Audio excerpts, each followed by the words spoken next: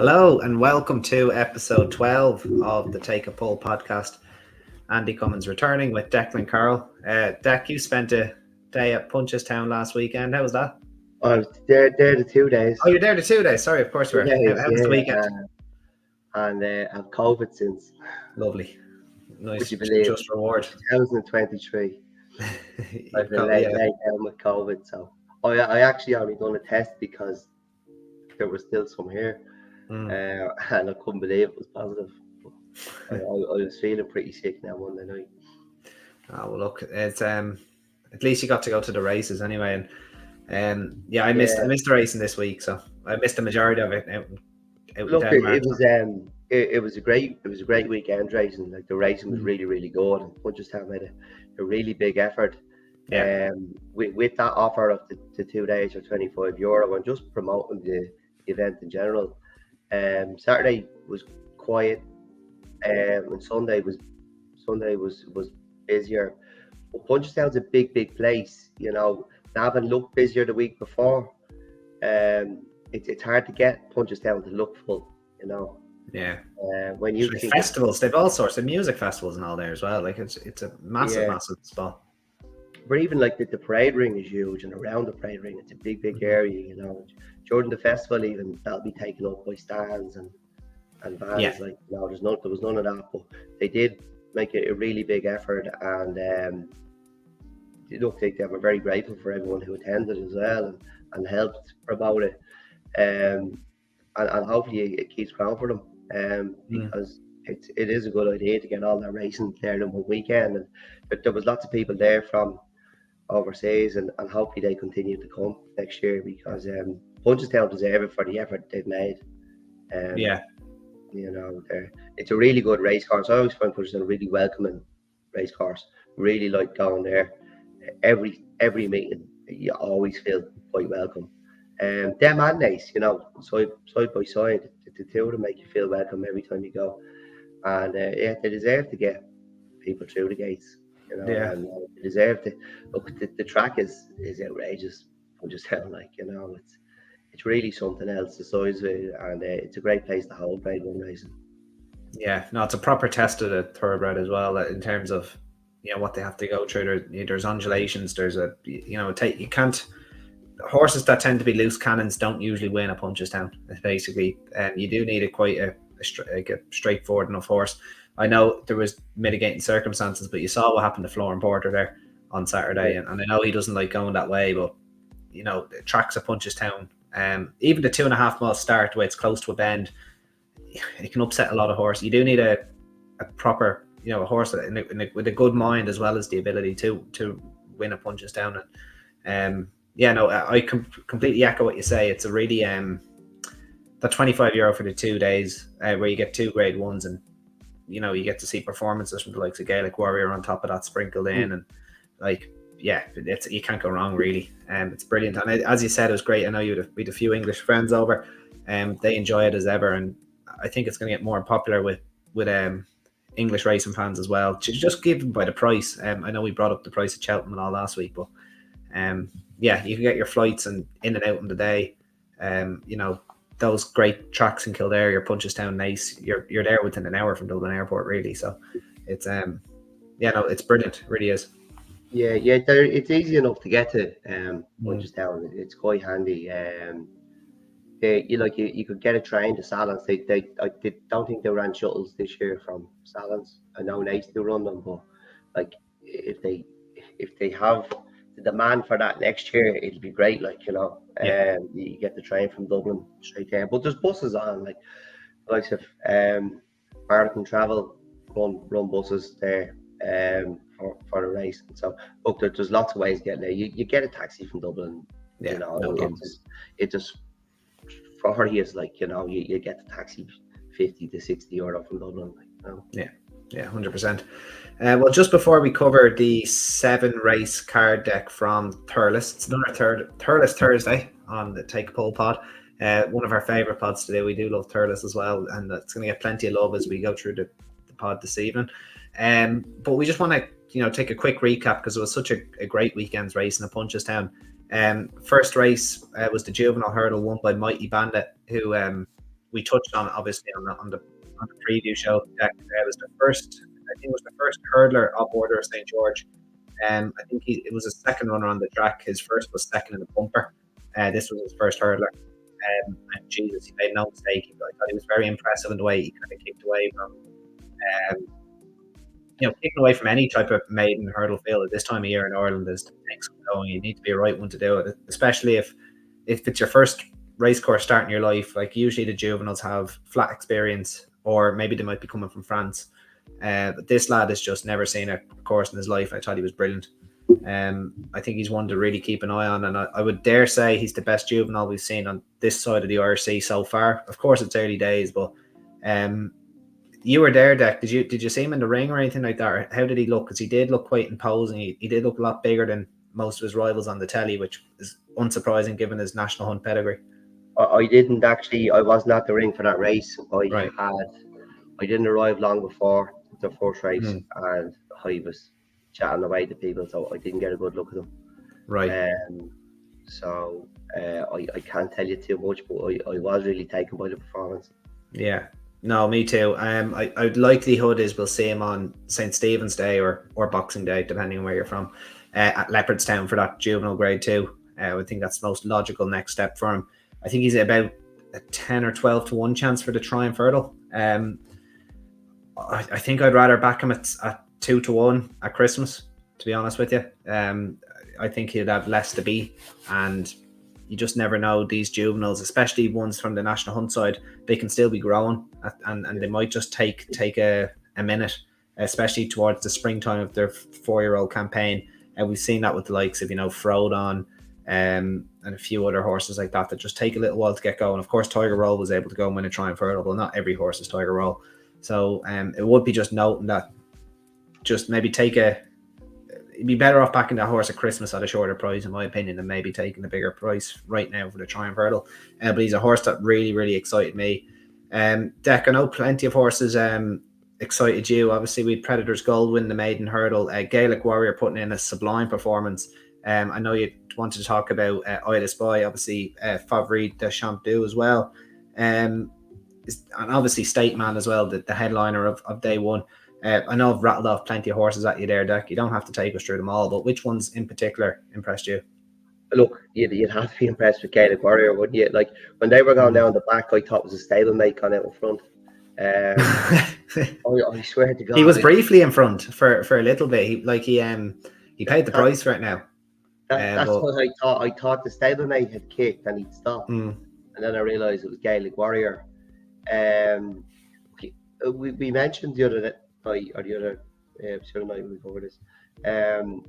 He was very, very keen in Ballymore, and I thought it was a big performance for him to get home. Obviously, he hasn't sorted that out, but Jesus, it was a freakish performance. I put a tweet up last night that it was. It reminded me a lot of Arvika Legionnaire, and I think Arvika Legionnaire was more or less unbeatable going right-handed. Like I'd love to see him and Sprinter Sacra have a go at right-handed. I think that really would have been some race. But when Arvika Legionnaire went to Leopardstown for the first time, he left a hole in the second last, and he just scraped home in front of Bailey Green. He went back to Leopardstown in a 3-runner race. Him and Oscar's Wells were joint favourites, maybe. It's a 3-runner Arkle, wasn't it? It was a 3-runner. It was a 3-runner Irish Arkle. Efficient won it. Oscar's Wells made a mistake at the last, but Arvika Legionnaire came down facing the stands. And then he went to Cheltenham and he ran no race. Pig was pulled up behind Simon's Zig. He just couldn't go left-handed, and you would be worried about Gaelic Warrior. I know they'll go to Cheltenham with him. If he was mine, I would be going to Fairyhouse for the Old Powers Gold Cup. I just wouldn't go to Cheltenham because I don't think he's going to handle it. Although he wasn't bad in the Ballymore, but I just be safe for him, and I'd go and absolutely hack up at Fairyhouse. Think nothing would stop him there over 2.5 miles. So look, it was a great performance, but I wouldn't be rushing to back him for Cheltenham just yet, unless he went around Leopardstown and he won. You go for PJ Moriarty. I don't know what they call it now, 2 mile 5. But we really meant talk about coming back to 2 miles as well. I think they, like I said it straight after on Twitter as well. I thought he jumped like a 2 miler.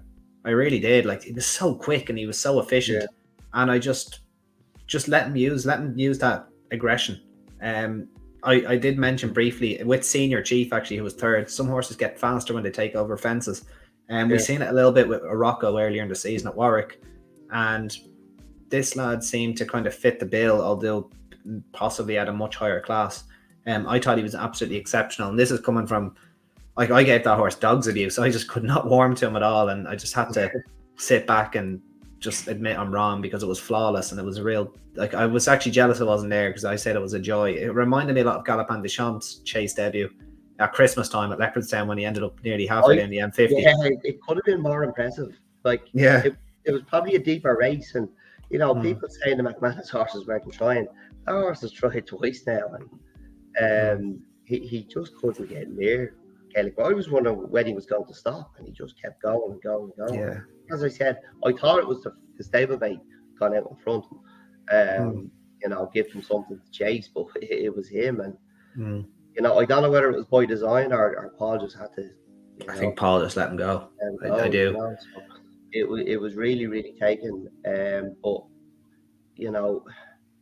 I'd like to. Now he has. I don't think our Vega Legionnaire ran too bad over hurdles at Cheltenham. He ran in the Albert Bartlett. Very inexperienced, and now obviously Gaelic Warriors ran twice, but I just over fences. I'd be, I'd like, before getting stuck into him at Cheltenham, I'd like to see him do it left-handed. Yeah, no, I'd agree with that. Just for people that said that the others mightn't been trying, or inverted commas trying, what happens if you try with a horse that's inferior in these type of races, maiden hurdles, beginners chases, etc.? Look what Figueroa did when he tried to go with Gaelic Warrior. The horse was basically needing a harness and a safety rope to get over the last fence. That's what happens if you have a horse that's not good enough to win a beginner's chase, or lay up with a horse like Gaelic Warrior. You end up wrecking him, basically, is the or either that, or you get like a handicap mark that flatters you, because all it takes is a horse like Gaelic Warrior to make a mistake, and suddenly you're only beating 3 or 4 lengths by him. So you can't just lay up. It's not that simple. It's basically what I'm trying to say. You're better off giving the horse an experience. You can still be competitive, but just don't kill the horse early on, because you're not going to achieve a lot by doing that. Anything else there, Deck? I know we spoke quite a bit there about Gaelic Warrior, but plenty of other good performances on the card. I just not feel like I thought this boy was quite good, and there's probably room there. I know he's probably 9 now. But he's lightly raced. We did mention him last week, saying he'd give Hadar something to think about. There wasn't a penny for Hadar, so no, Jesus. He didn't look overly fat in the ring. But I look, there's another day in Hadar that the market knew, so the money did come from Midas Boy. I thought he was very good.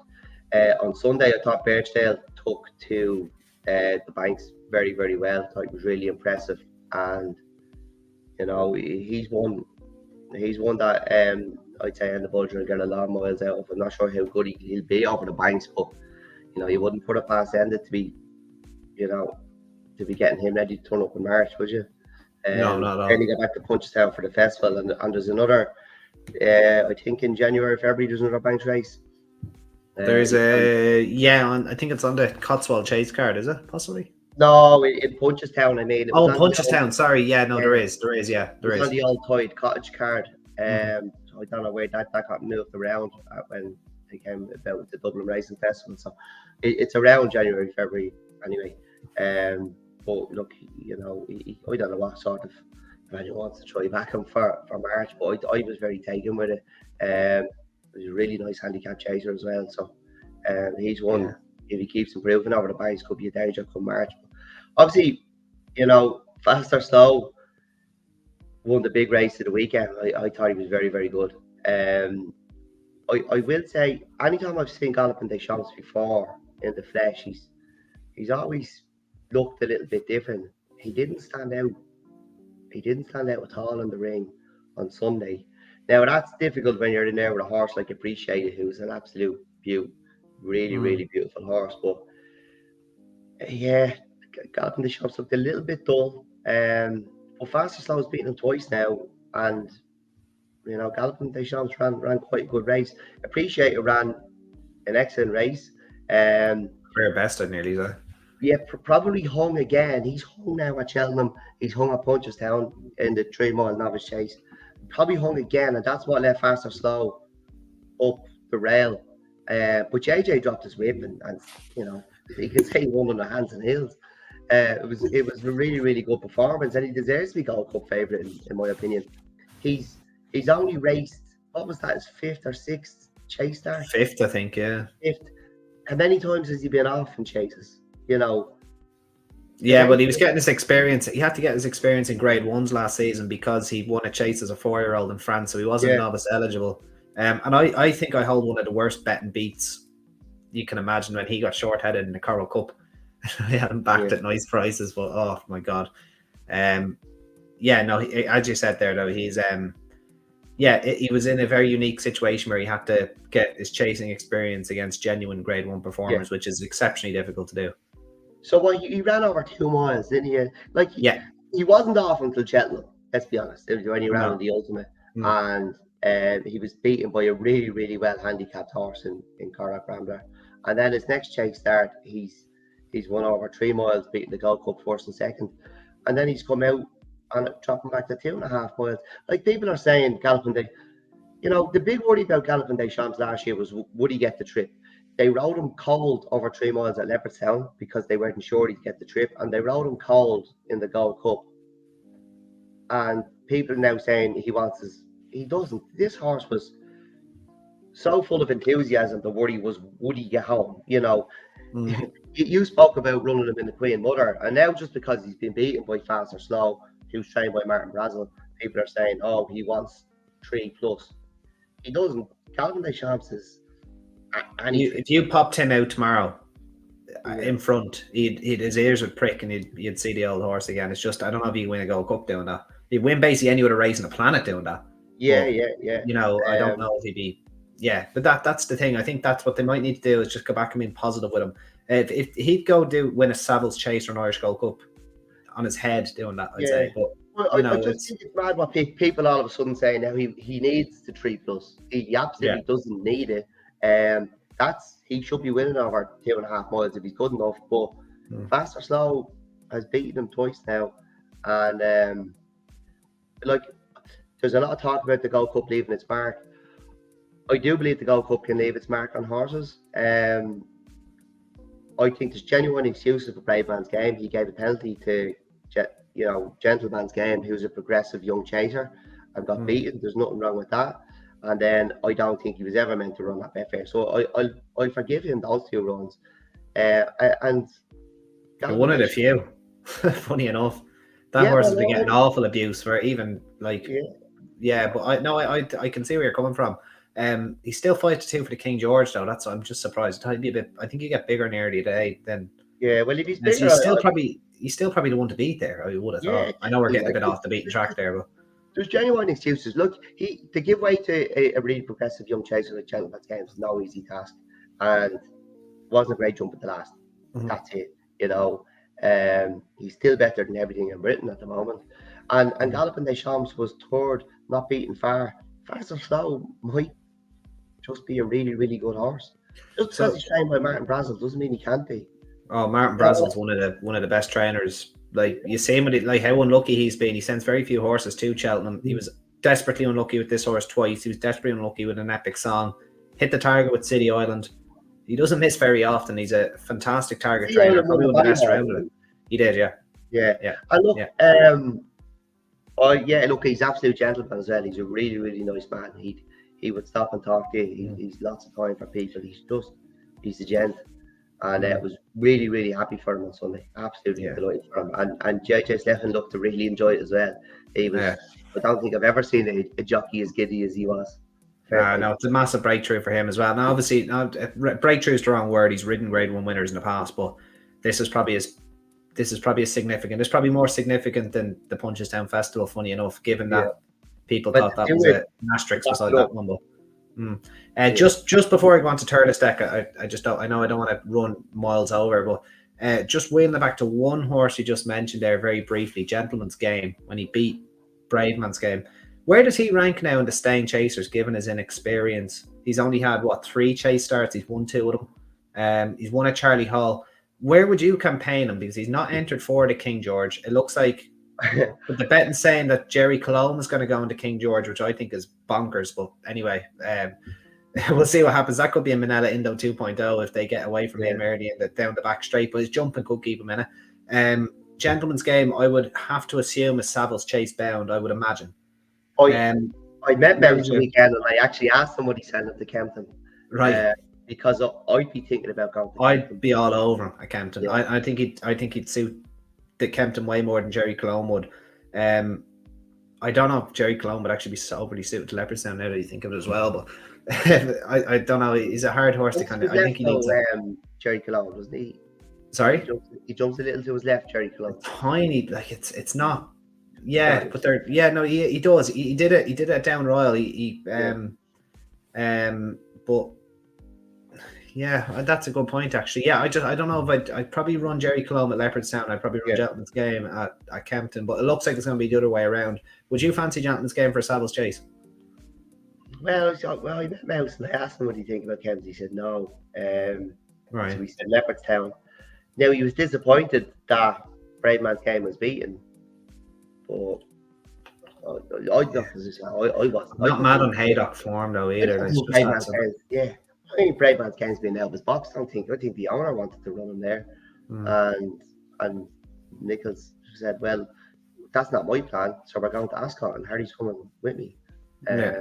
So I wouldn't say he was ever right for that race. The Gentleman's Game is he's the one who's the value at the moment. He's the young progressive. He's quite unexposed. He's well worth an Andy-Post bid for the Gold Cup. I'd be worried he'd end up in the other one though. In the right. I know. Yeah, I can see it anyway. He's not owned by Jigginstown, so. Yeah, I would like to think Rob Corr might throw 2 darts at a race that people would like to see them win, and maybe a Ryanair. Let French Dynamite have another go at the Ryanair, you know, right. Well, that was a very enjoyable deck. I know we probably ran a little bit further than we wanted, but the weekend's racing did warrant that. It was brilliant. So we'll rattle through the Thurles card deck without further ado.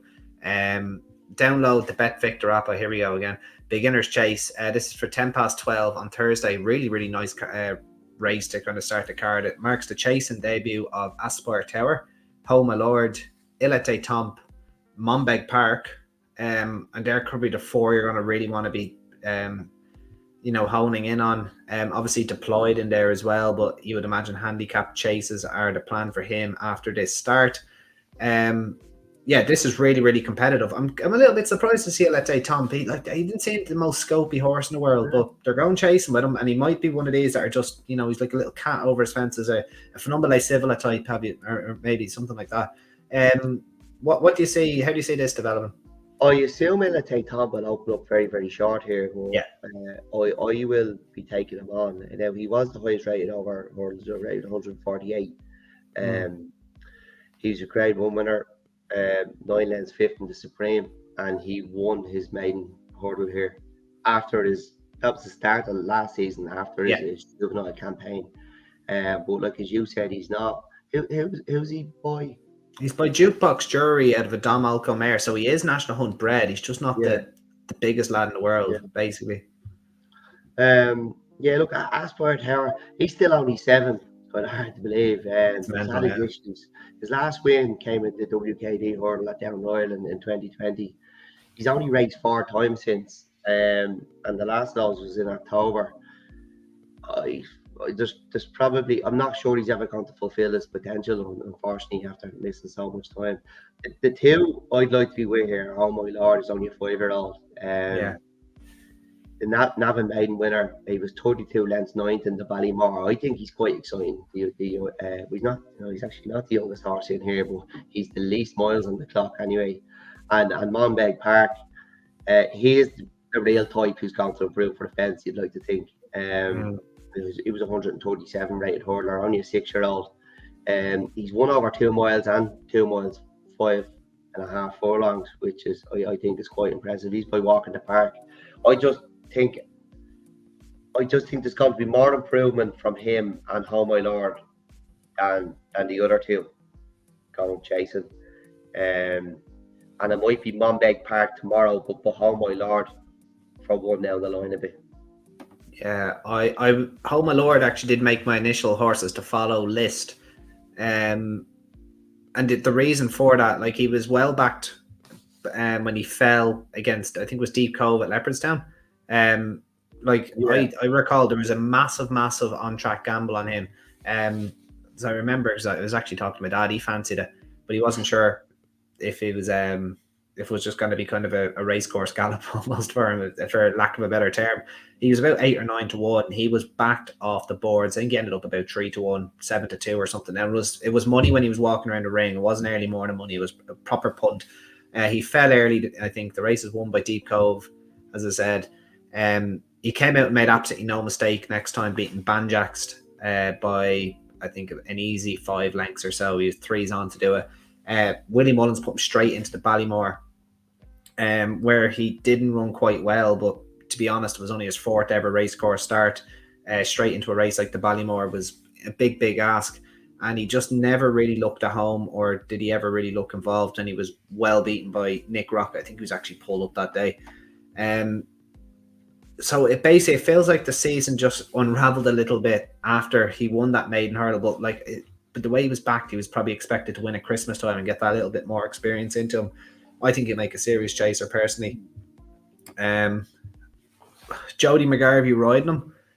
So obviously there's no Mark Walsh, who obviously was in the news for probably all the wrong reasons at Tremor. We won't get into that though. We'll be here all night otherwise. So the jockey booking does make me think that this is going to be an experience for him. But I wouldn't be surprised. Like, Jody McGarvey usually goes on the ones that usually pop out in front. Jody goes on the ones who usually take a bit of riding or I'm trying to think of the name of that one that was trained by Willie. I don't think there was one trained by Willie. There was another one trained by Bolger, and the Bolger, wasn't there? There was one trained by Willie that was absolute lunatic. It either won or it fell. Great Field, was it? The Great Field, that was Willie, wasn't it? Okay, one of them was Great Field, and there was another one. I'll have to look back. Great Field was one of them. He basically either won or he fell. Yeah. At a certain level. There was definitely 2 of them, which I'll check now in a minute. But I'll take a chance on How My Lord deck, because Monbeg Park was the one I was also looking at. But he was very exciting. He beat Spillans Tower at Punchestown last season. Just ran away from him at the back of the last. It was actually really impressive. Plenty of experience in Monbeg Park already over hurdles, and I think you're right. I think he make a really nice chaser, really strong traveller. And if he gets 3 miles, you won't see him over 3 miles this year, I wouldn't have thought. But if they explore 3 miles with him maybe next year, the sky could really be the limit for him. They did try it in the past with him, and he just looked a little bit weak, but he did kind of look like he was coming all together in the springtime last year. And I think if they tried 3 miles over fences, maybe a little bit down the line, he could be a right one. So I'd be taking How My Lord. You're taking Monbeg Park deck, yeah? I'd take it Monbeg Park, but for How My Lord for down the line. The other way around, okay.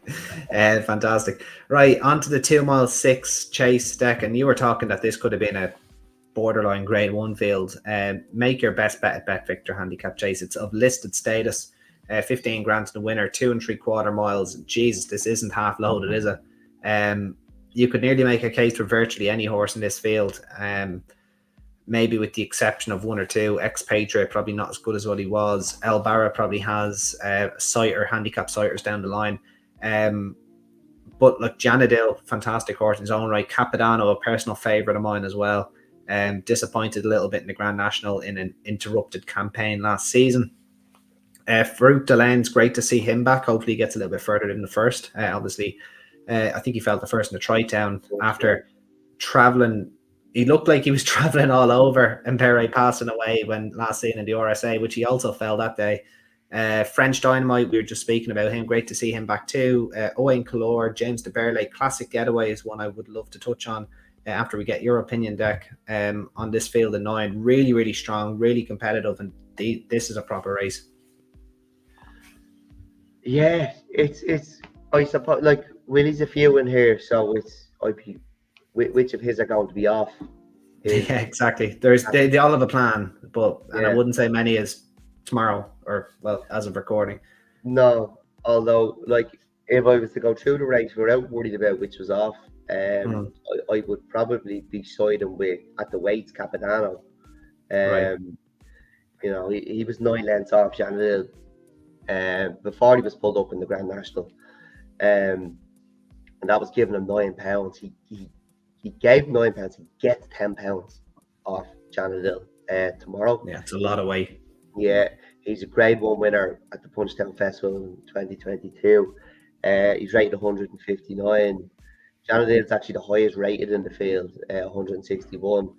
I think he's always found it just a little bit too tough at Grade 1 level though. He's well able to run in them, but he always kind of went in there with a lot of promise and just came up short. He's the £10 penalty here. El Barra is a horse I've had an awful lot of time for. He's rated 154 over fences. He's a £7 penalty to deal with. He's been bought by Hugo Kane. He was owned by Rich Ritchie. That penalty comes from beating Ida's Boy, who we mentioned earlier in the Grade 2 at Cork. He was he was unlucky in a Galway play, I thought, El Barra. I thought he ran up the arse or something when I thought he'd given Ewik a real fright in that if he didn't get stuck behind a horse. It was a horse coming back in between two. It's not that he didn't have the legs to go through the gap. The horse was coming back through the gap as he tried to make his move. So I was very, very unlucky. And then he would see it in the Kerry National. He wasn't beat when he came down the Albion photo chase at Tramore on New Year's Day. Since he changed stables, he had a spin over hurdles the last day. He was pulled up. But I'd imagine that was just a pipe opener for him. That was what that yard wants to do with this horse now. There's races to be picked up with this horse. Or I suppose his jumping is a slight worry. Classic Getaway. He's a horse I was a massive fan of going chasing last year. He was very, very impressive in winning the beginners last November. Beat Nella Cooner. Yeah, that was Cooner. Yeah. Cooner, yeah. He was off then until I don't know whether he had an injury or he just didn't run. But his next run was at the Punchestown Festival where he was 4 to Fernan Oily. 7-year-old. He also has to carry a penalty here though, only £4 penalty. So well, a massive time for him. Like he's no rating, I don't think.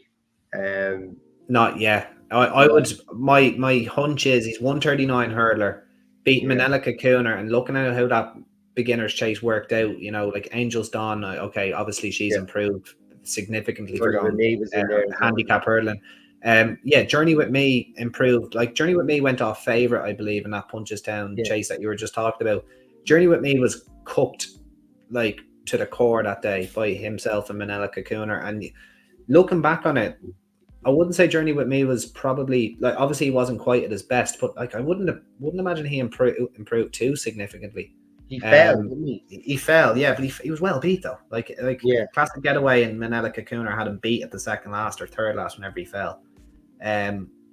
I don't know how literally you want to take that form, but I think that there's a chance that form gets underestimated in this field.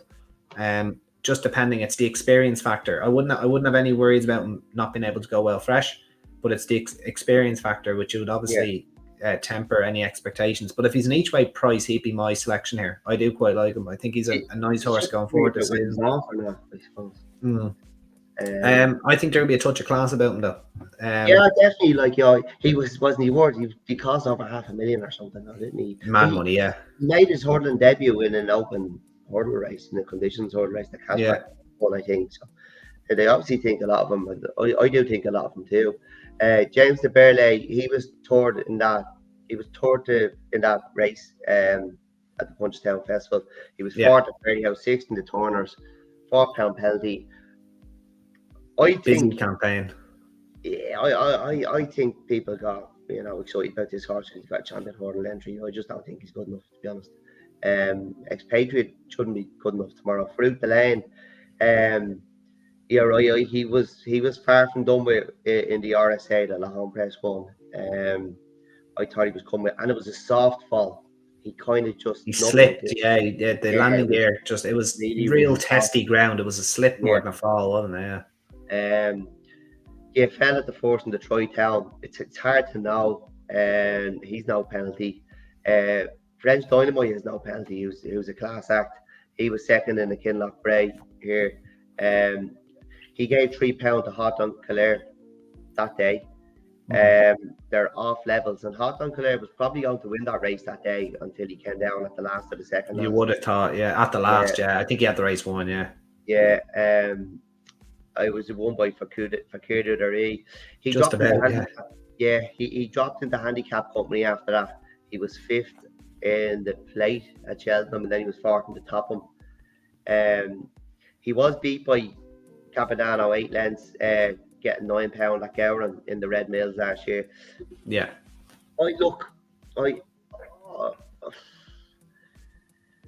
Thinking about whether who's going to be trying, and I'd probably have to go with French Dynamite. But if Capadano, I'd say Capadano's the best chaser at the moment in the field, but it could be Classic Getaway come the end of the season. As a selection tomorrow, it'd have to be between Capadano and French Dynamite. Right. French Dynamite is probably the safest option here. Yeah, assuming that soft isn't in the description, I think decent ground is imperative. Yeah, exactly. Like he's gonna get what he wants at Thurles. Decent ground's imperative to him. Like he nothing travelled into the Ryanair better than him, and it was the ground I think that beat him coming up the straight. He just faded after between the final two fences, or coming into the home straight even. So I would, yeah, he'd be the one that you'd have to look at very closely. I do like the sophomore chasers though. Like I'd love to see how James de Berle progresses. I do agree. I'm not sure he's quite up to this level, but Classic Getaway on the other hand, like he just strikes me as a horse. Like I didn't really give that Gowan form much of a thought. Maybe up until I was reviewing the National Hunt season last season incomplete. But when you look through it and the way he jumped, the way he travelled, I know it was heavy ground, and you could make excuses for some runners in behind, and we didn't see Manila Cocooner. But I just think what he did to Journey with Me that day, who didn't complete, I thought it was quite legitimate. And given that his inexperience and the amount that he could improve, as he finally does mature, hopefully they get a good clean run of him. It seems like he's been a little bit difficult to train. You would have to assume he met some sort of setback after Gowan. So I would be taking a chance on him because I do that beginner's chase has, as time goes by, has left a bigger mark on me. And I do think he could have a real touch of class about him. We do know what Janadil, Capadano, French Dynamite, we do know what they bring to the table, and that is a very high bar. And that bar may still well be good enough to win these type of races. But in terms of a horse that could turn into a potential grade 1 animal, I would say Classic Getaway is the most likely. And I would give a little shout out to Uwain Kalor. Like, it is worth noting he's only 6. He has been around for quite a while. So he's every chance that he can keep progressing. But I would say Classic Getaway is the one I'm very, very excited about. And given that Willie Mullins has a lot of runners in the field and Danny Mullins has taken the ride, if you can steal an each way price on him, assuming we get to keep the dead 8, or there's not going to be a dead 8, there's 9, isn't there? So if you get an each way price on Classic Getaway, that's the way I'd be leaning here. And you'd be sticking deck with French Dynamite, is it, as the here and now type? Yeah, I'm a big fan of Classic Getaway, but I just think in time he will turn out to be the best it is. I think he could be a Gold Cup horse, but he does have to carry a penalty, and a horse like French Dynamite, horses like French Dynamite and Capadano not having to carry penalties, they're high class. I think it'll be a difficult task to beat them, given them weight, particularly French Dynamite, who's probably going to be trying. Yeah, exactly. Perfect. That was a very enjoyable race. We'll move on now to the next, which is racing again on Sunday, deadly, 17th of December, handicap chase. 9 runners here. 2 3/4 miles. Look, there's no last time out winners. Doran's Rivers run of either winning or being placed came to an end. The 13-year-old, a magnificent run. It was hard to believe it. That came to an end last time out. Philip Rothwell just kind of freshened him up now. He's been a little over 2 months off the track. Reddy's Island, another one who's been hitting the bar regularly enough, but still only a 6-year-old, should be coming on, you would have thought still. Where would you go here, Deck? This is, you could definitely go real any kind of angle here, really. Yeah, look, I did look. Doran's River, 13-year-old, but he's 0-5 over fences. Now, only one of those runs was in a handicap, and he won. He's in on here off 91. He won over hurdles in September off 102. But jumping has been an issue for him, and that's obviously why he's gone over fences 5 times. Yeah.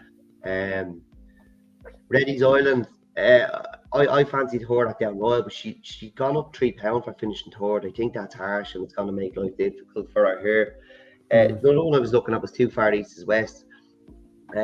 He's a maiden hurdle winner. He's beaten 12 lengths on the second handicap by McGrath and Clune. McGrath and Clune has followed up here. He's left on the same mark. But I just think that finds him a little bit.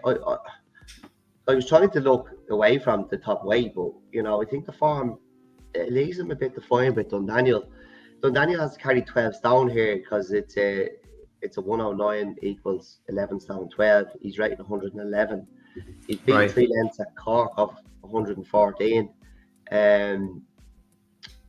But I think that's because he was out of the handicap. He was 114. He was second here before that off 108 with McGrath and Clune back and forth.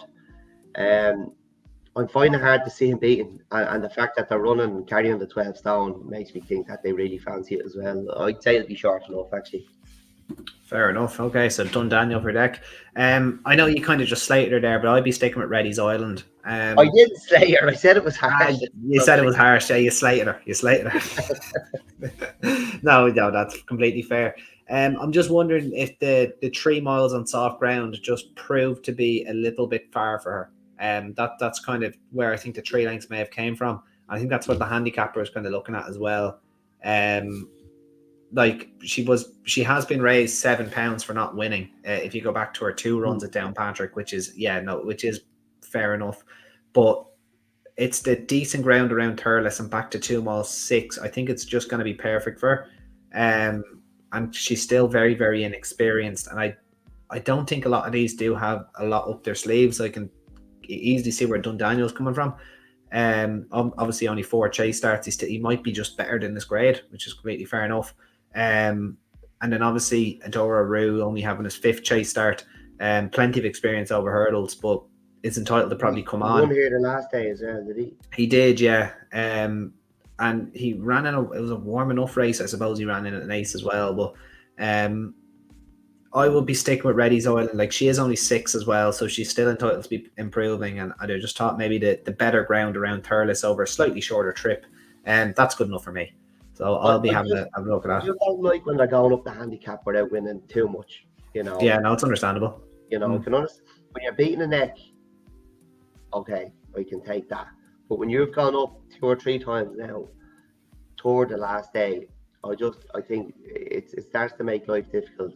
I do really like her. I just think it's going to be difficult for her. And Daniel, he ran the higher grade the last day when he was beating 3 lengths of Cork. He probably is better than this. And fair enough.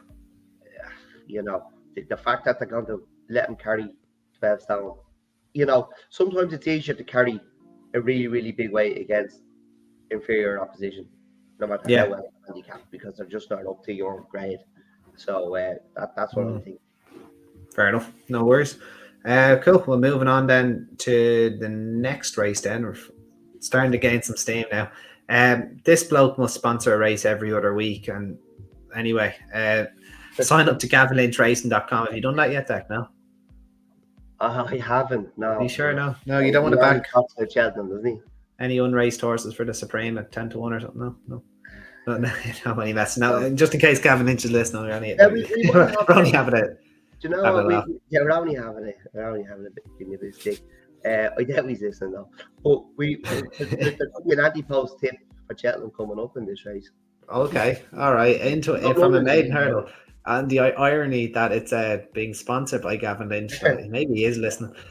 Go on then. What's your anti-post tip? We've got 16 in here. 3 reserves.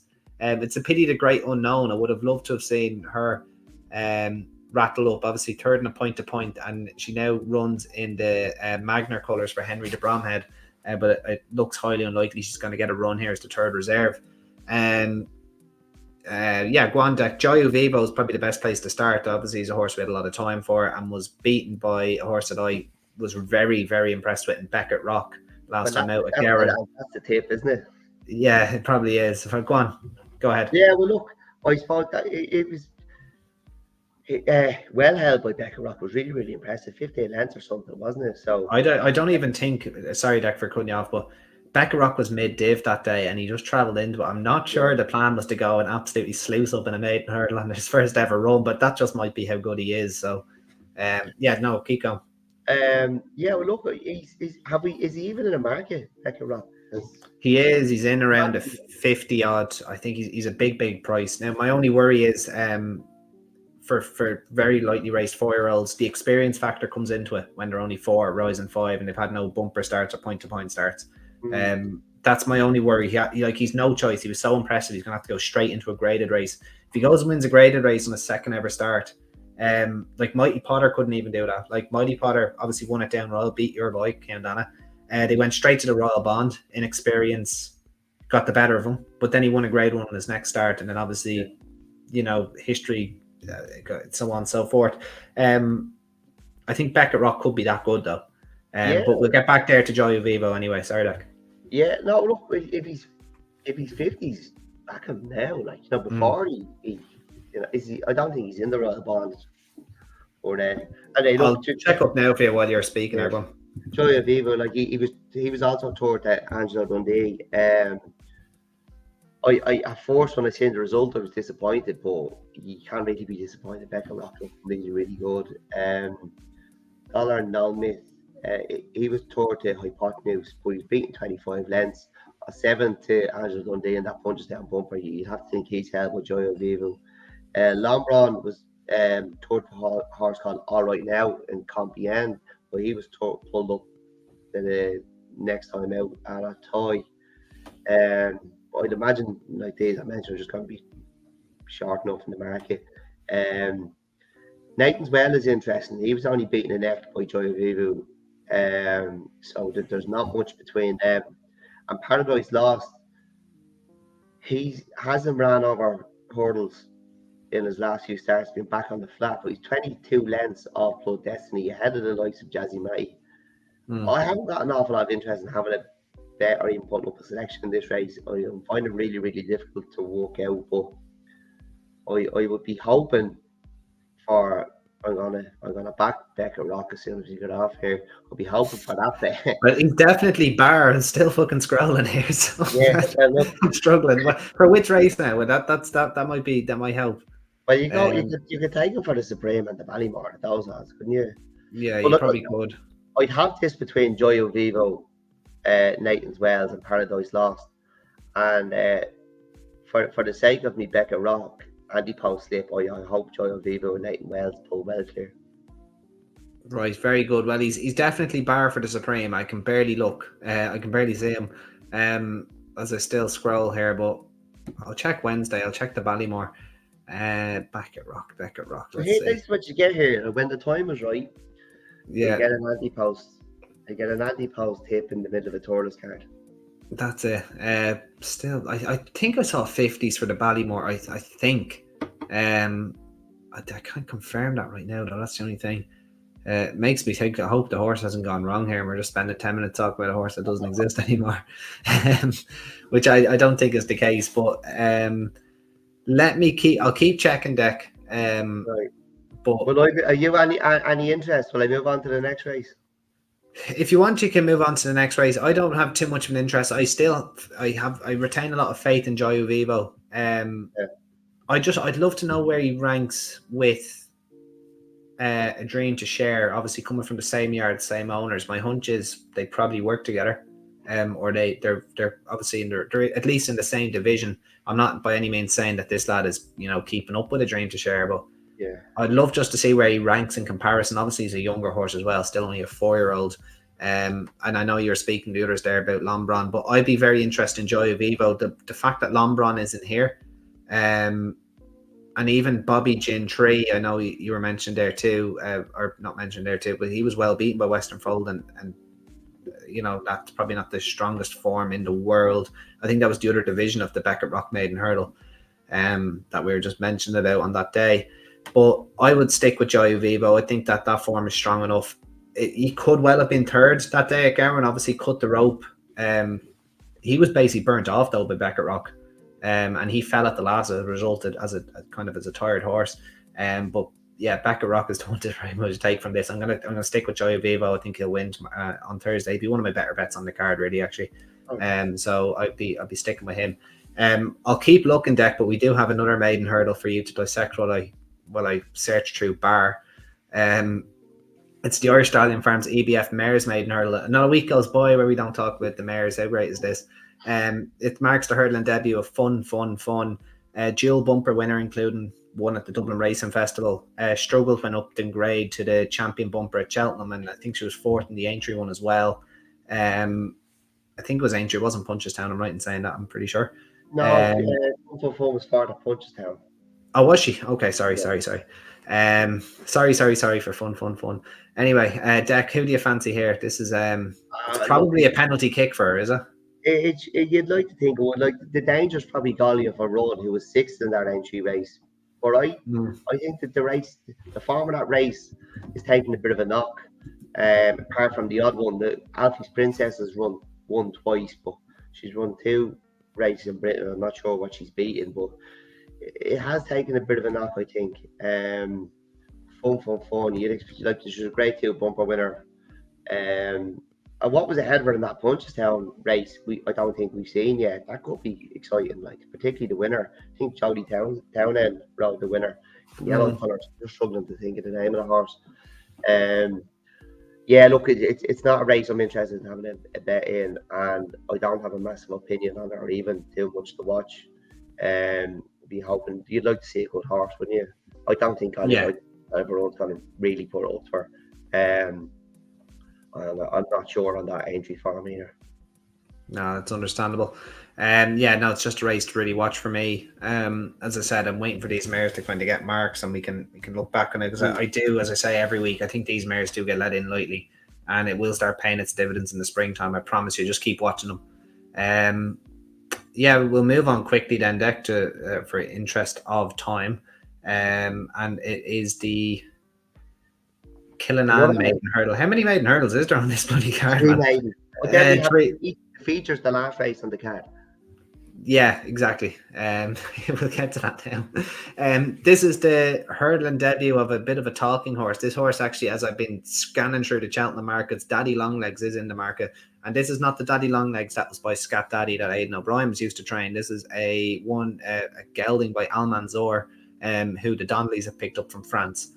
He was just beaten by a horse called Bob Le Bidouel. My French isn't the best, but I'm going to go with that.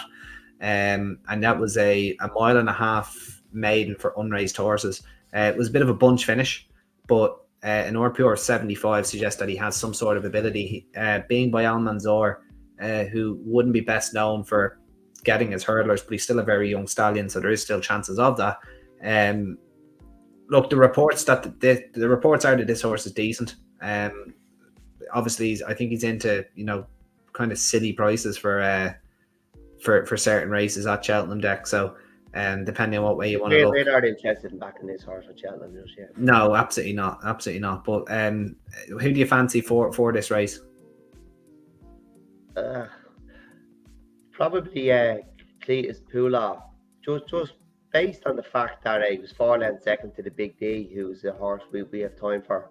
Was a bumper winner for Owen McCarthy. That was at Down Royal, and Cletus Pula is a point-to-point winner. Daddy Longlegs, he's beat a short head over 12 furlongs in St. Cloud. I think the winner of the race was beaten over hurdles, but has won over fences in France. Okay. But like they're usually chases over there, and they get them over fence as quickly as possible. There might have been 2 runs over hurdles and straight over fences then. Farmer's Lodge, good to see back. He was second to Mick Halford horse the day came down around at Navan in November 21. Ardla, he was third then, I think, at the Punchestown Festival. He ran quite a good race later on that season. And Irish Panther is in here. The horse who beat Irish Panther the last day, Farron Glory, could be really, really nice. Is he still in Royal Bond? Foreign Glory. Let me check now the Royal Bond. Just give me 2 seconds there, Deck. I've just gotten Beckett Rock's prize for the Supreme, so keep speaking there, and then I'll check the. No, I'm getting a backlog of requests here. Farron Glory could be a really, really nice one, but he did hammer Irish Panther. So if Daddy Longlegs is anyway decent at all, it's hard to see him Irish Panther getting involved with it. But I like Cletus Pula. I think Con McCarthy has a nice one on his hands with the big D. It's just how he's going to campaign him. Obviously, we're big fans of Con McCarthy on here, but when it's not only in the North, the 95s, we're looking for his name. So, look, I don't know about Daddy Longlegs talking horse. I'd like to see them. You know, do they normally come from races in St. Cloud? Like, are they not normally elsewhere? Yeah, they're usually like Vici or fucking or like random places like that. Going back to Farron Glory, Deck, he's a 9-2 chance for the Royal Bond. He's still in there. So it looks like he's going to be a runner. There's still 9. Farron Glory, yeah. I could be a really nice horse. Right. Okay. But yeah, look, it'd be Cletus Pula for me after finishing second to the big D. Cletus Pula. Okay, yeah, that's an interesting shout. So Gordon Elliott up against the Daddy Longlegs. That's interesting. So Beckett Rock, Deck, only 2 firms have actually quoted him, so that's probably why I struggled to find them. 40s with Unibet and 33s with 365 for the Supreme. Have not found anything else. I can do Wednesday now in a sec. But for this maiden hurdle, Irish Panther obviously very, very experienced in bumpers. Good start to life over hurdles. Farmer's Lodge, I don't know where he's been. We haven't seen him in the best part of 2 years or so. His maiden hurdle form didn't work out to any degree of, it was average at best, but he was a 50-1 shot that day. So there's a chance that, he can't progress, but they'd want to really kind of get going with him now. Very little else I'd be kind of looking at to kind of get into it. It's whether how good Daddy Longlegs is against Cletus Pula. And then obviously Irish Panther, it's hard to see any others kind of getting involved. I think Cletus Pula, as you said there, Deck, is probably the one to be with, but chances are, even with Daddy Longlegs' reputation, he's given away experience. So it'll be interesting to see how the market reacts. But if Daddy Longlegs is in any way decent, you would want him to be kind of winning this, wouldn't you? Yeah, you'd like to see an impressive performance, wouldn't you? But is he flatbread? He is by Al-Manzoor, yeah, flatbread, yeah. And Cletus Pula's owned by Chicken Sound, isn't he? So as he's a national hunt as it gets, really. Clovis de Burleigh out of a Midnight Legend mare. That's about as national hunt as it gets, really. So I do like that. I do like Big D. So good. I'll be with Cletus Pula. Perfect. And then to round off, Deck, very quickly, the final race, the horse and jockey handicap hurdle, as you said, the main event in 80 to 95, over 2 miles. This is your bread and butter. Again, probably looking towards the top weights again. Herculaneum, 12 stone 6 on his back, minus the £7 claim. Won the last day. That's a big weight, even with the claimer. This is, again, doesn't get much easier, but who do you fancy here for a full field of 17 with 3 reserves? Yeah, but we've been saying on a few podcasts, like, you try get them when they can stay in the grade after winning. But is Herculean, he's hardly still in the grade. Yeah, it takes the piss, doesn't it, a little bit? I think they're trying to mess with us. I think we started so well, they're trying to make it more and more difficult for us. Look, the one I like is a mare out of the park. She rated 90. She made a handicap debut the last day and was by far her best run. She ran on eye-catchingly. I'd expect to see her ridden much more prominent you'll know your fate really, won't you, when they're circling. But I'd be hoping to see her ridden much more prominent and having a good go at it. There was two more that caught me eye, but it'll be out the park. I'm backing. Mighty Oaklad. He's never been better than mid division in his life. Handicap. Brilliant. That's the best comment ever. Go on. His handicap debut was over 24 longs, but okay, I'd like to see a little bit more from him. There might be a win in him, but I don't think it'll be tomorrow. It might be another 2 races. And then the reserve, a Lorna Fowler horse, another mare, Leilani. If she gets in, she could be dangerous, but you know, I don't know. She'd have to get in, so I'm not gonna talk too much about her. But it'd be out of the park for me. Out of the park. I think we'll see her circling up near the front, jump off nice and handy, and that's it. You just go collect it.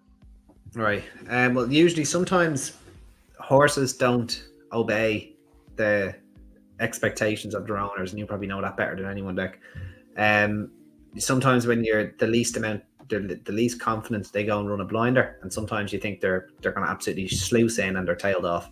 It happens all the time in horse racing ownership, and I'd say the connections of Max Lady might be kind of going that way. Ben Harvey's set to take the 3 pounds off. Started her season really, really well in May, off a long break, 157 days. Ross O'Sullivan used to train this one, by the way. 66 to 1 shot, was only beaten 2.5 lengths at Limerick over 2 miles 3. She tried to make all the running. I'd say connections got giddy that they might have had something. She was then fancied enough for a race at Roscommon where she pulled up, but she was believed to have been in season, so that's a valid enough excuse. And then Sligo, they were really giddy, backed into 4-1 favourite, but again she just stopped very, very quickly. Vet looked her over, said everything was okay, but what they've done here is they've given her another similar break of 144 days, similar to the 157 days, so maybe there's a chance that she goes best when fresh. She's back to 2 miles, and I'm wondering if Ben Harvey's just going to boot her out and try and make all the running. And usually when the expectations are lowered, the horses tend to run better. So I'll be taking a little chance on Max Lady, hoping I'm getting a big, big price. That maybe the break done the job and back to 2 miles, and maybe she can try and make all the running. So that's going to be my selection for this one. 10 to 1 with 365. Oh, I'll be looking for bigger than that. I'll get bigger than that. I know I will. I know I'll get 16s. I'll get 16s. 14's about mine. Very good. 365. That's if you just come up there. Awesome, lovely. Well, cheers for that, Deck. Hopefully I'll get bigger than 10 to 1. I'm confident I will. So that brings us to an end of top 12, just over the hour, but that's absolutely fine. Plenty of content. For the just very, very final thing before we go, Beckett Rock General 33 to 1 shot for both races essentially. Paddy Power and Betfair priced it up for the Ballymore, but not the Supreme, while Bet365 priced up for the Supreme and not the Ballymore. Unibet go 40 to 1 for both races, but who the hell has a Unibet account? So that's a big question there. So that's Beckett Rock, who dominate the kind of second half of the podcast. Anything, Deck, before we go? Is there a nap of the tap before we leave this week? Obviously we had success on Sunday with the Gavin Cromwell horse in the bumper. Is there anything that we both agree on, or is it? Well, I suppose it can be short, can't it? I don't think we agreed on anything. My best bet to be the 2 in the handicap, so I'd say Dundaniel and out of the park. Okay, very good. Mine probably be Joyo Vivo. Probably just Joyo Vivo, to be honest with you. So there'd be no complete nap of the tap, but maybe do a little tricksy with those 3. If you had to choose. But that brings us to an end of top 12. We'll be back very soon for top 13. Obviously, an extremely a fantastic weekend coming up at Fairyhouse, their winter festival, which features the Royal Bond Hurdle, or Novices Hurdle, the Hatton's Grace Hurdle, and obviously the Drimmore Novices Chase. So brilliant races coming up, and some fantastic handicaps too. But until then, that was top 12, and thanks very much for joining me, and we'll see you next time. Bye bye.